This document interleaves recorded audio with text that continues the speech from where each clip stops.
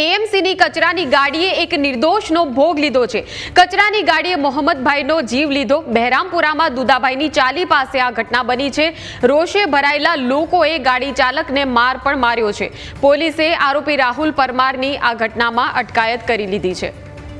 તો બહેરામપુરાના દુદાભાઈ ચાલી પાસેની આ ઘટના છે અને બેફામપણે આ ગાડી ચાલકે એક નિર્દોષનો ભોગ લીધો છે। એએમસીની કચરાની ગાડીએ નિર્દોષનો ભોગ લીધો છે। કચરાની ગાડીના કારણે મોહમ્મદભાઈનો જીવ ગયો। એએમસીના કચરાની ગાડીએ નિર્દોષનો ભોગ લીધો। આ દ્રશ્યો અમે આપને બતાવી રહ્યા છે ઘટના સ્થળના કે જ્યારે આ જે ઘટના જે છે તે સર્જાઈ હતી। આરોપી રાહુલની અટકાયત કરી લેવામાં આવી છે અને પોલીસ આ સમગ્ર મામલે તપાસ કરી રહી છે। તો કચરાની ગાડીએ મોહમ્મદભાઈનો જીવ લીધો છે। બહેરામપુરાના દુદાભાઈની ચાલી પાસે આ સમગ્ર ઘટના બની છે। આ વિસ્તારમાં જ્યારે આ ઘટના બની ત્યારે તરત જ સ્થાનિકો ઘટના સ્થળ પર એકઠા થઈ ગયા હતા અને જે લોકોએ ગાડી ચાલકને માર પણ મારવા લીધો હતો। કચરાની ગાડીએ મોહમ્મદભાઈનો જીવ લીધો છે। તો બેફામપણે એએમસીના જે ગાડીઓ જે પ્રકારે દોડી રહી છે અને બિલકુલ કોઈ જ કાયદાની બીક નથી। આરોપી રાહુલ પરમારની પોલીસે અટકાયત કરી લીધી છે। આ સમગ્ર ઘટનામાં એએમસીની કચરાની ગાડી કે જે બિલકુલ બેફામપણે દોડી રહી હતી અને મોહમ્મદભાઈ નામના એક વ્યક્તિને અડફેટે લીધા છે અને તેમનો જીવ ગયો છે। આ ઘટનામાં બહેરામપુરા વિસ્તારની આ ઘટના છે। દુદાભાઈની ચાલી પાસેની આ ઘટના છે। પોલીસે આરોપી રાહુલ પરમારની અટકાયત કરી લીધી છે। તો અમદાવાદમાં બેફામપણે હિટ એન્ડ રનની ઘટનાઓમાં સતત વધારો થઈ રહ્યો છે અને આ વધુ એક ઘટના બહેરામપુરામાં સામે આવી છે।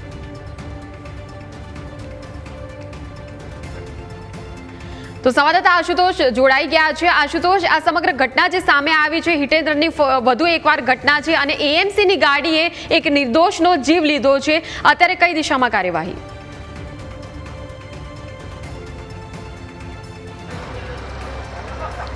जी बात કરવામાં આવે તો આ ઘટના બહેરામપુર નહીં પરંતુ જમાલપુર વિસ્તારની છે અને જે રાહુલ પરમાર છે તેની અટકાયત કરી લેવામાં આવી છે। સીધા દ્રશ્યો જે છે દર્શકોને બતાવું છું કે કઈ રીતે તેણે લોકોને ઉડાવ્યા હતા। ખાસ કરીને જમાલપુર જે જગન્નાથનું મંદિર આવેલું છે ત્યાંથી લઈને તે ખાડિયા તરફ જે છે તે જઈ રહ્યો હતો ને તે દરમિયાન તેણે અનેક લોકોને જે તે ઉડાવ્યા હતા। અનેક વાહનોને તેને ટક્કર મારી હતી। સીસીટીવી પણ જે પ્રકારથી આવ્યા છે તે પ્રમાણે ઝિગઝેગ જે તે કાર જે છે પેલો ડમ્પર જે છે તે ચલાવતો હતો અને તેમાં તેણે અનેક વાહનો જે છે તેણે અડફેટમાં લીધા છે।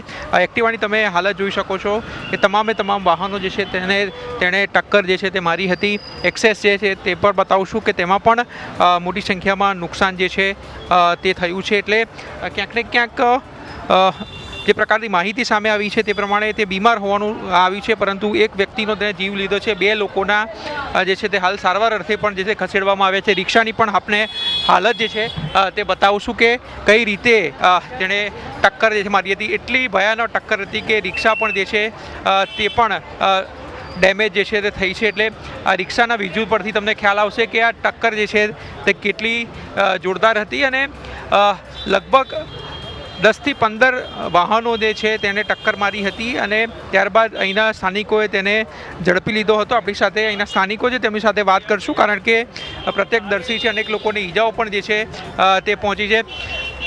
કેટલા વાગ્યાની ઘટના છે અને શું થયું હતું? 7:45 વાગ્યાની આસપાસ અમે ત્યાં બેઠા હતા અમારી જગ્યા ઉપર અને સામેથી આ એક ભાઈ એકદમ ગાડી લઈને કચરાની જે ગાડી હતી એકદમ સામેથી બધાને અડફેટમાં લેતા આવ્યા અને અમે બેઠા હતા। અમારી ઉપર આવ્યા, અમારી આગળ 4-5 વાહનો પડ્યા હતા, 2 વ્હીલર અને એક ઓટો રિક્ષા પડી હતી। તો એમને અડફેટમાં લઈને ઓટો રિક્ષાને પણ અડફેટમાં લીધી। 2-3 બાળકો પણ સ્કૂલ જવા માટે તૈયાર અહીંયા ઊભા હતા તો એમને પણ અડફેટમાં લીધા। તો એક બાળકીને અહીંયા વાગ્યું તો એમને ટાંકા પણ આવ્યા છે। એમના ફાધર સાથે હતા તો એમને દવાખાને લઈ ગયા। એ પછી ગાડી આગળ લઈ અહીંયા 2-3 રિક્ષાઓ બીજી પડી હતી એમને પણ અડફેટ લઈ અને એક અંકલ હતા જે રાહદારી હતા એ રિક્ષામાંથી ક્યાંક ઉતર્યા હતા અને એકદમ તો એમને પૂરી છાતી ઉપરથી ગાડી ચડાવી ને પછી આગળ એ બીજા 2-3 ગાડીઓને ચાલતી ગાડીઓને પણ અડફેટમાં લીધી। એમ કુલ 15 ગાડીઓને એમણે અડફેટમાં લઈ અને ત્યાં સામે પેલી ત્યાં લોકો હતા બીજા એ લોકો એમને પકડી ને પછી એ ગાડીને રોકી દીધી અને એમને થોડું માર મારી અને પછી પોલીસને ફોન કર્યો તો પોલીસવાળા આવીને એ ભાઈને લઈ ગયા અને પછી 108માં એક બીજા એક કાકા હતા એમને પણ અડફેટમાં લીધા। એ ફેરી કરવા માટે નીકળ્યા હતા, એમને પણ વાગ્યું છે, એમને પણ ત્યાં 108માં લઈ ગયા છે।